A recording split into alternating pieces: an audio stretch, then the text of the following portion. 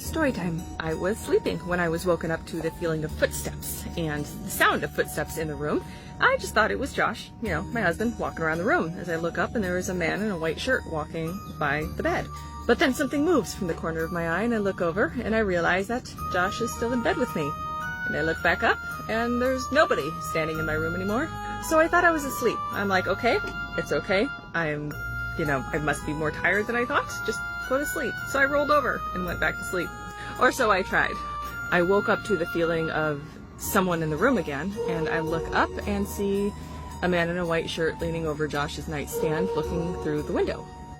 But Josh is still in bed next to me. And so I roll over and I'm just like, okay, I am seeing things.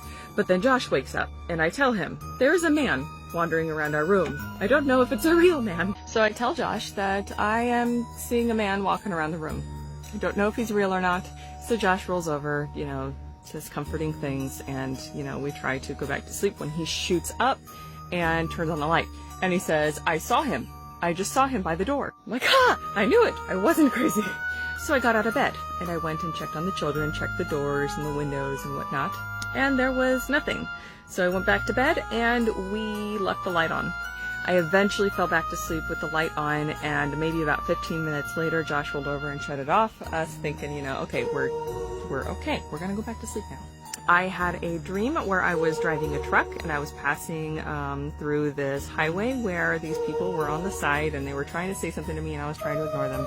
And I took a right turn, and as soon as I turned to the right, I felt a hand cover my mouth and start dragging me out of my bed.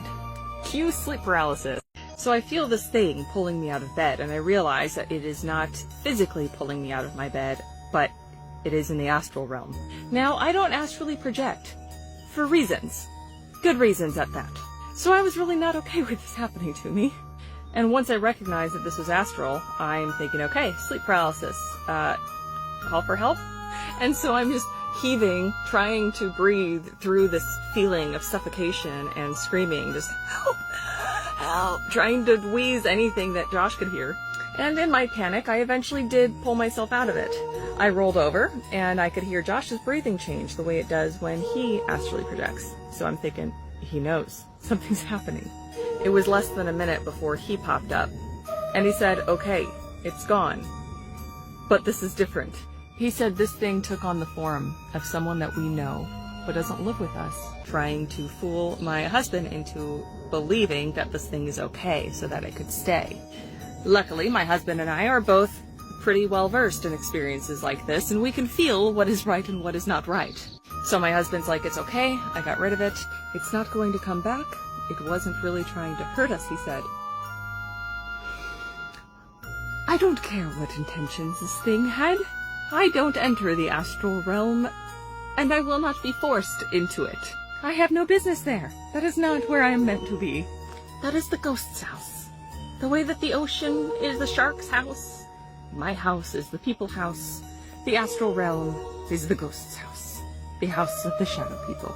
So I smudged the hell out of the house to the point that I almost set off my smoke detectors. And that thing hovered around our closet for a couple days.